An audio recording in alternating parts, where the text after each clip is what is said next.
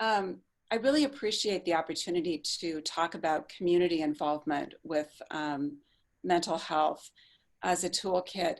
I am a psychiatric nurse. I've practiced for 20 years in an acute setting. I am also a therapist who has a passion for rural mental health.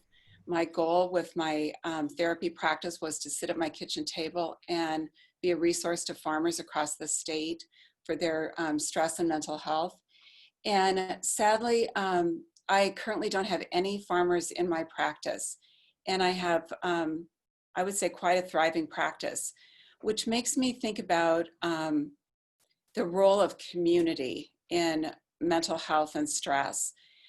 Personally, I hear a lot of conversation about we need to get more culturally competent therapists, and I completely agree with that. But I think that most farm families or farmers may not need to see a therapist, but they certainly need mental health support. And I am advocating that we begin to think about stress, severe stress, and mental health struggles in the same way we think about CPR and the Heimlich maneuver. All of those issues are potentially life-threatening. They all rely on a community member knowing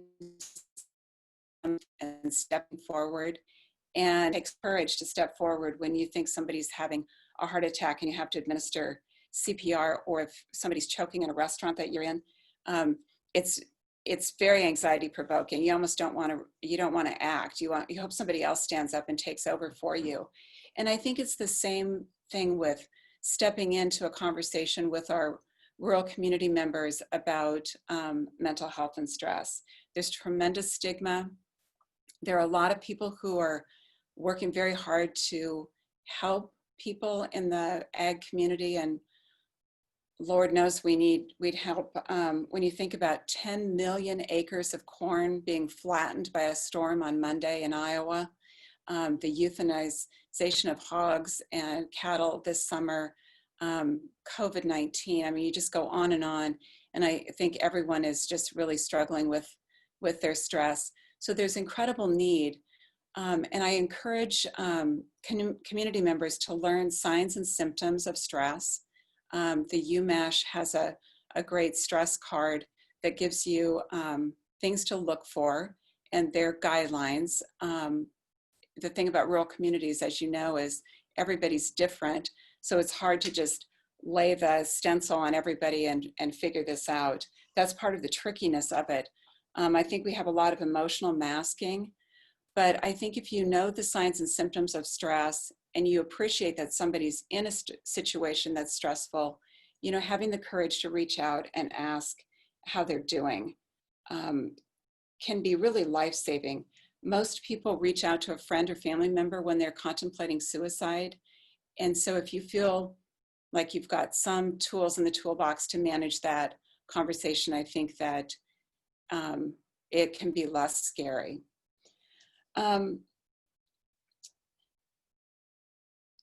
The UMash folks and I have been working on a facilitator's guide to be used by community groups as a tool to begin to facilitate conversations. When I think about rural communities and structure for these conversations, I think about church communities primarily, or right off the top of my head. There are, of course, other groups, but I think the structure of a church community lends itself to having some of these difficult conversations. Personally, I did some trial of these facilitator guides that we've been working on, and it was really phenomenal how the group that gathered together was able to talk about stress, what it means to be mentally healthy, what it means to be mentally ill, the signs and symptoms of it, ways they've coped in the past, and ways that they can help each other.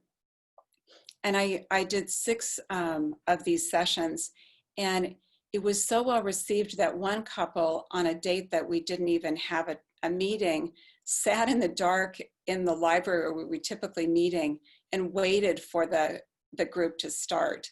And I found them and told them that there was no group that day, and they were disappointed. So I share that as an encouragement that I think our communities are ready to begin to have these conversations. I'm always looking for evidence of this because I want to validate my beliefs. And recently, there's a guy who does podcasts. His name is Jay Hill, and he did a FaceTime talk about how it's okay to not be okay.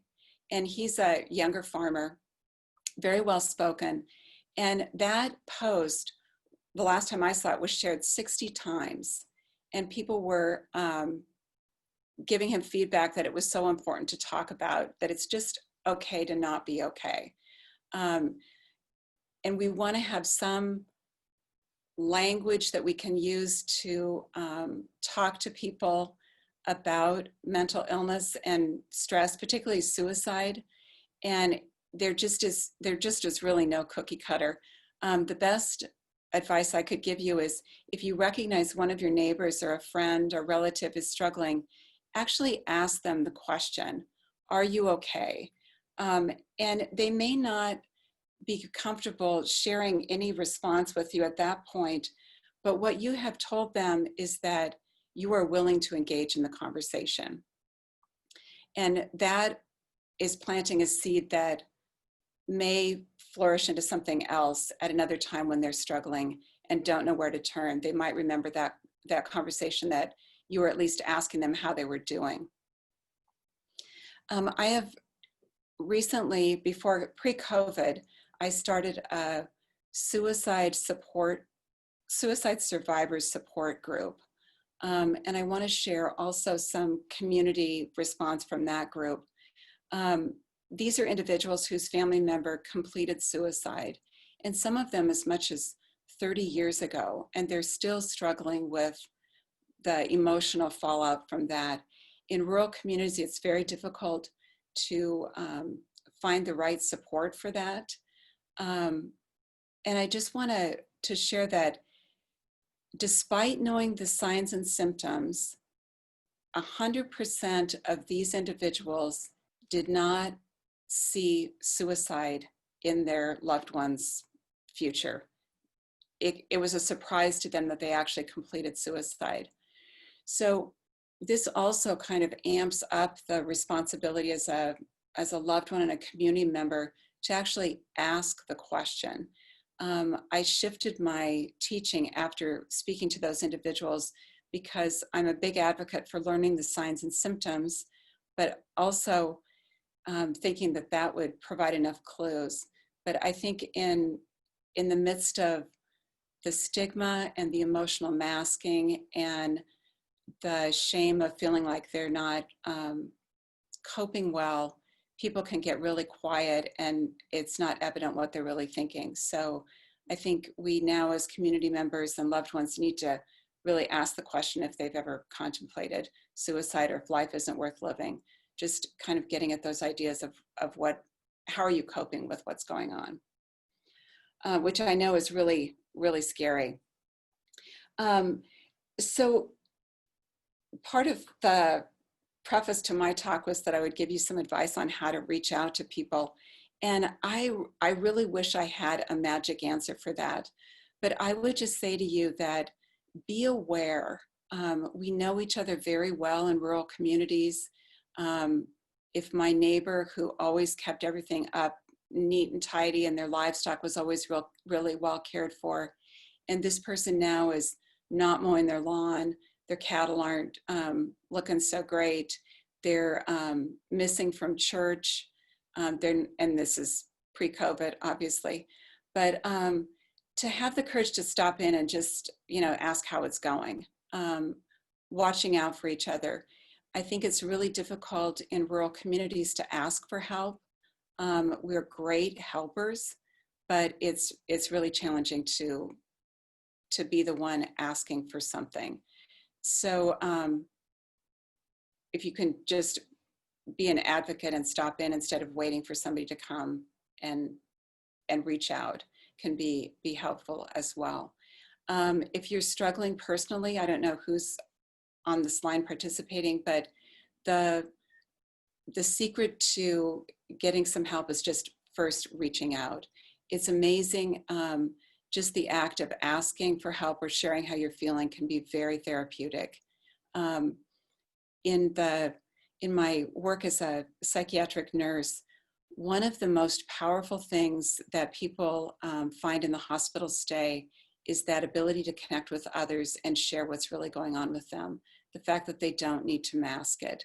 And I think that it's even more true in rural communities where I think we really try to pretend that everything's going well. In Minnesota, we have some wonderful therapists that you can refer people to. They're free, they're confidential, they're a great resource. I'm sure people are aware of this, but I'll just mention them: Ted Matthews and Monica McConkey. There are a lot of barriers to reaching out, high deductibles, the social stigma, but I would advocate to farmers that there's no one more important on the farm than themselves.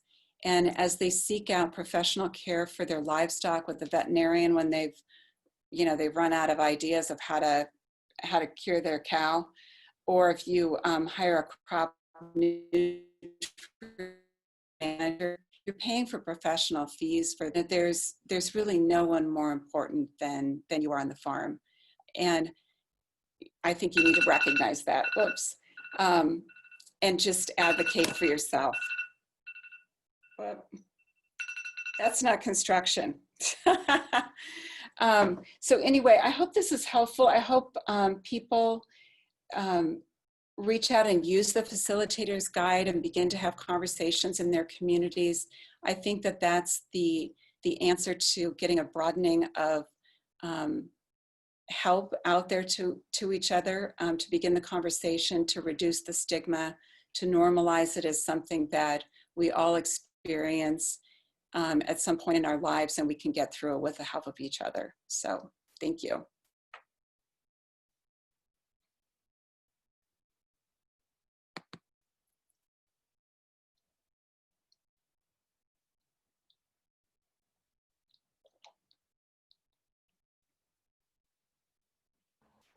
It looks like Carolyn Sheridan is interested in talking, and I think you now have permission, Carolyn. Can you hear me now? I hear you. Okay, all right. Oh, first of all, I wanted to thank Cynthia for her presentation, and also to say that I had the opportunity to work with her over the last, I think it's a couple of years. And I found it very valuable as a healthcare provider, as a registered nurse, to really take the advice and take the input from someone who is trained in mental health. We really are not trained to be able to find the ways to talk to people. And so I just wanted to recommend that find ways to network and partner with somebody like her if you're doing mental health training, or if you're even working with the agricultural population, so you don't get stuck. And we really relied heavily on Cynthia and others that are trained in mental health when we put the facilitator's guide together. And so I just wanted to thank her for all of the work that she's done to help us at Ag Health and Safety Alliance as we have these conversations with young people, because there's a lot of young people in our Gear Up for Ag programs that are struggling. Mm-hmm. Yeah, thank you, Carolyn. I appreciate that. I think, it's just an ongoing thing, right? We just have to keep talking. I think also I would just share that with these conversations, it's so daunting, but I think that the idea of just listening, in a non-judgmental way to what the person's going through can be really, really helpful. You don't need to have the answers. As a professional, sometimes there's no answers. I mean, what do you say to somebody who's just had their entire corn crop flattened by a wind? I mean, there's no words. My 85-year-old dad, who's been farming his whole life, his words were, hang in there, to my nephew. And I saw another guy who'd been farming for 50 years, and his advice was, it's ups and downs, but if you're a young farmer and you just start, that's hard. You need that crop. So it's so challenging, I think, because there's so many nuances to it. So I think it's good to get some help with mental health professionals. There's a ton of people out there that are knowledgeable and are happy to help. So I appreciate that. Yeah, a big thank you to both Carolyn and Cynthie for the expertise and effort on this. I did just pull up what that page looks like and what some of those resources are. So, like Cynthie and Carolyn both said, there's everything from a worksheet that folks can take home with them if you're doing this in the future non-COVID times, as well as a discussion guide and checklist that really help with those language barriers, because something that seems to be a big challenge is just not knowing what the right thing to say is. So it was our hope that these materials would help folks with that. So big thank you to both Cynthie and Carolyn. We accidentally got the band back together today. That's great. And I think it's a great time when we get to come out of our houses, loneliness is a universal thing right now. I was just reading it's the equivalent of smoking 15 cigarettes a day. So I think that would be a great topic to, work into with those facilitator guides too. Thanks for sharing that, Megan, those tools. So that was beyond my skill set today. I thought, can't share my screen. Well, I'm glad to have your expertise. Oh, thank you. Thank you. I also just wanted to add, I really appreciated how you proposed that we just talk about and learn about how to talk to others in a crisis as the same way we approach CPR and first aid training, that it's a form of emergency response, and that all of us in the community can play a role in. I think that is powerful. And they're difficult conversations to have. And so it's even more important that we learn how to do that. And one thing that I really appreciated all of the presenters today hit on is just the importance of talking and listening. And not only is that therapeutic and can connect you to support when you need it most, but it also helps reduce the stigma for those who come behind you, and helps empower them to talk and share their story as well. So it has a really powerful ripple effect, not just for the person in crisis, but for those who may experience it at some point.